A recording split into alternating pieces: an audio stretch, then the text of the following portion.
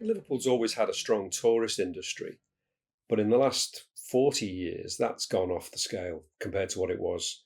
I think there were two things happening at the same time. One is that there were the building of the road tunnels and the fact that people had more cars. I think that actually reduced the necessity for it as a means of public transport. And rather than get rid of the ferries completely, they had to find another use for them. So that the decline in public transport and the need to find another use for the ferries came at the time when Liverpool was taking off as a tourist destination. It's adapted to serve and adapted with the way the city has changed.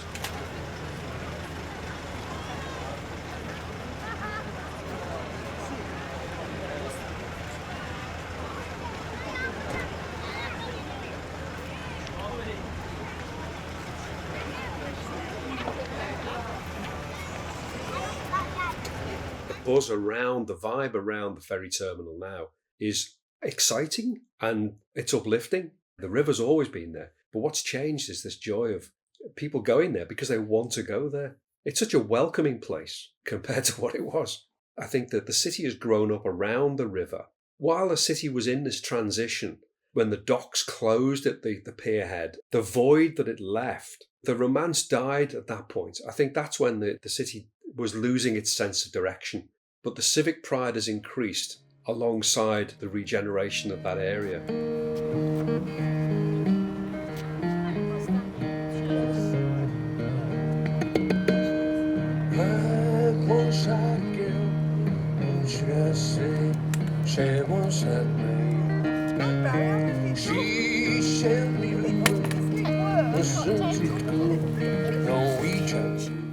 Well, the new ferry terminal is a lot different to the old ferry terminal, but it was always a bit sort of wooden and old, and I think the word's rickety, whereas now the new ferry terminal is a tourist attraction.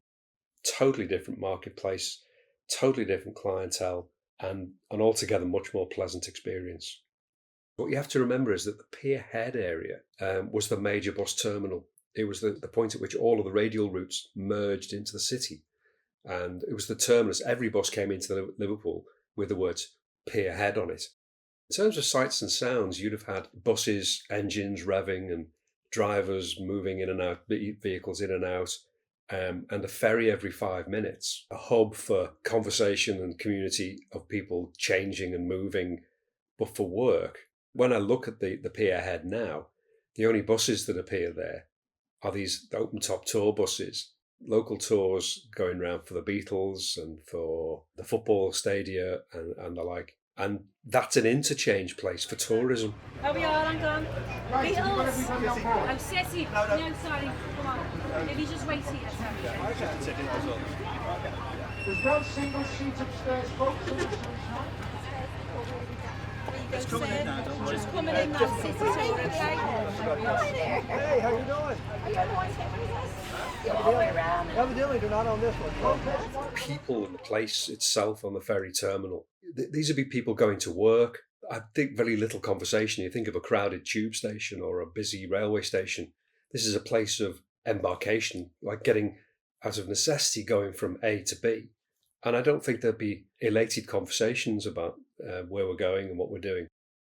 If you could hear conversation, it'd only be about work. It'd only be the crew shouting to each other and people sitting there, maybe reading their paper. It'd be a quieter, more solitary experience. But today, you can hear people from all over the world. You can hear people, Spanish, Portuguese, French, German. The footfall of passengers are not seeking their employment or going about their daily work. That's all done in the city, all done on the trains that run underneath the river.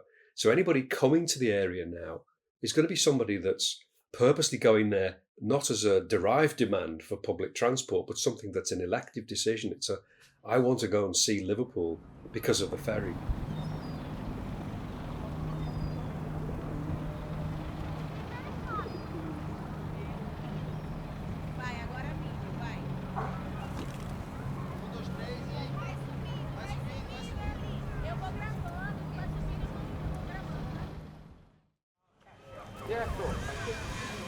Half-hour cruise.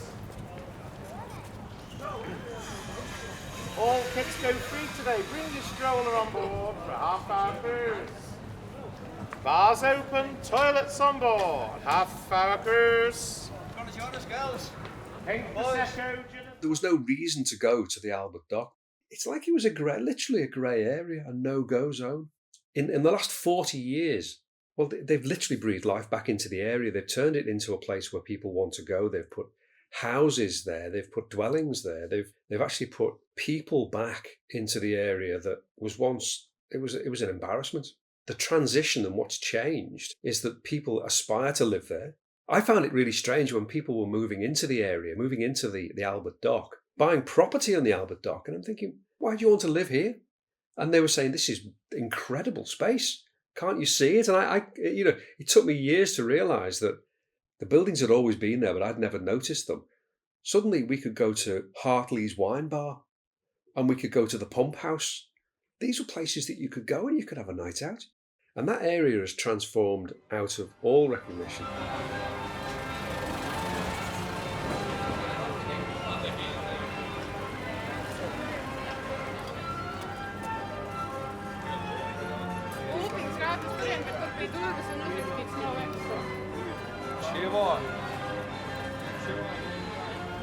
The history of the place itself became the source of demand. It's the sense of Liverpool's history that's given it the biggest momentum. Why the Tate Modern opened there, I don't know. That just says how successful the area is. If you'd have asked me in the 1970s, there would be a world-class art gallery in the centre of the Albert Dock. But that's just not, that doesn't make sense. Does not compute. That's not the history sustaining itself. It's not about the passion and the commitments of what went before and the momentum that was created. That's something completely different from an arts and culture perspective. I think the sense of momentum that Liverpool's got now is of its own. I think it's created enough of its own momentum. But the springboard and the catalyst from that has been its sense of history and the passion of the Liverpool people.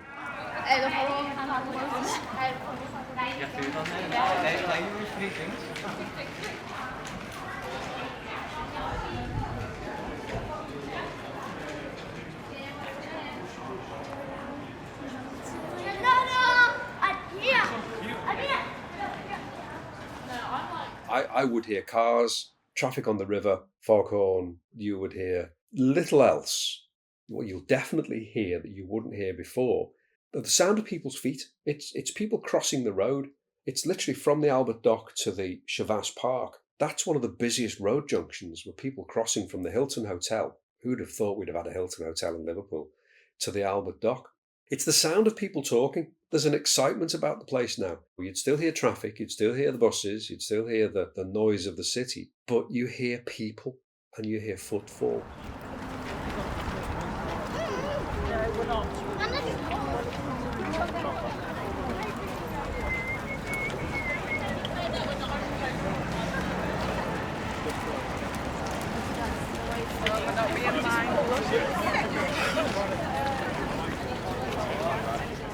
I think the importance of the river. People are always drawn to the margins between land and the sea. On the water in the Albert Dock area, several things have happened. They extended the Leeds-Liverpool Canal along the waterfront, maybe only 300 or 400 yards, and extended and connected that into the Albert Dock system.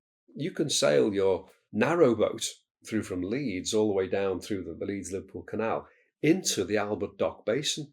That tells you there's another industry growing up there around leisure, because canal barges aren't used for anything else other than social purposes. It's beautifully clean water as well. And that's the thing that Liverpool, the water itself never been clean. The amount of pollution in the river was astronomical. I think part of that's what led to its decline. And I saw it last year for the first time.